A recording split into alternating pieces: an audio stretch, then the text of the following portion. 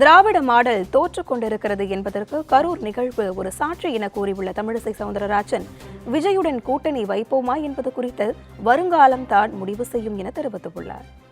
ஒருவேளை அதிகமா கூட்டம் வந்தால் காவல்துறையும் சரி, அரசு அதிகாரிகளும் சரி, என்ன மாதிரி நடவடிக்கை எடுக்க வேண்டும் என்று இதுல அரசு அதிகாரிகளை அப்படியே காப்பாற்றுவதற்காக, தங்கள் கட்சியை சார்ந்தவரை காப்பாற்றுவதற்காக முற்றிலுமாக ஒரு நிகழ்வை தவறாக முன்னிறுத்துகிறார் முதல்வர் அவர்கள்.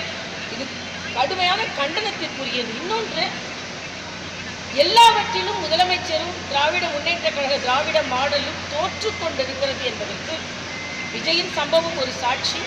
ஒன்றும் சிக்கலும் இல்லை, விக்கலும் இல்லை.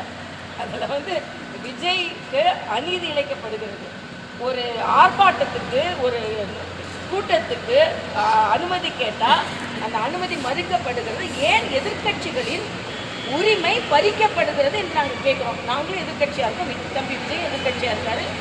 அதனால நாங்கள் அவருக்கு கேட்குறோம். நாங்கள் விஜய்க்கு ஆதரவாக இருக்கிறோம் என்று சொல்வதை விட கடுமையாக நடந்து கொள்ளுகின்ற மாநில அரசுக்கு கடுமையான எதிர்ப்பை நாங்கள் தெரிவிக்கிறோம்.